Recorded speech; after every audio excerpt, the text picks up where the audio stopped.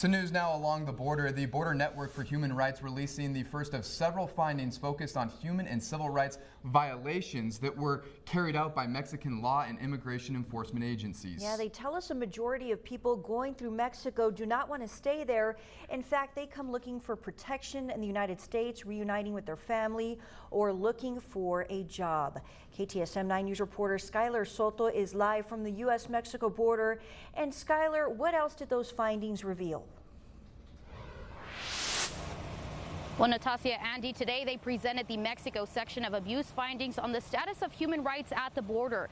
Now, it is the first time they do it because they say it's where the migration process starts. And they also tell us that migrants have a long history of human rights violations.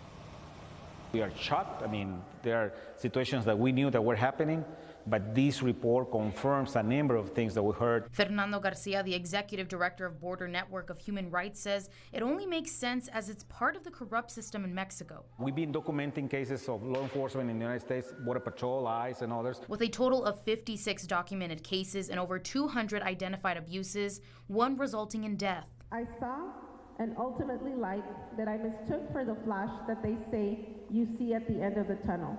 When the thin line of life and death process, it was the lights of a patrol car of the National Guard. The vehicle with National Guard license plate number was chasing the 3 trucks where 13 migrants were traveling, among them a baby and a girl. C was shot 9 times. They shot him with a hail of bullets. After they killed C, they came to plant the gun with which they said we attacked them, but nothing of the sort happened. They fired because they wanted the driver of the truck to stop. After shooting us, they took us to the hospital. They were hitting their heads, banging on the wall, and hitting the windows because they had realized what they had done. They had killed one of us and left another one wounded. I was left wounded by a bullet that hit my left arm and went into my neck. BNHR is recommending that the National Institute of Migration disappears in Mexico, and the systemic violations of human and civil rights along with the corruption is held accountable. They show that they're incapable of protecting the rights of people, completely disregard of human life and dignity, and I think that institute should disappear and something else should be put in place. That's what we are kind of really working towards, and hopefully they can hear. That agreement with Mexico, Title 42, the third country agreement, all of this MPP had created worse conditions for migrants in Mexico. So Mexico should actually stop that agreement with the United States.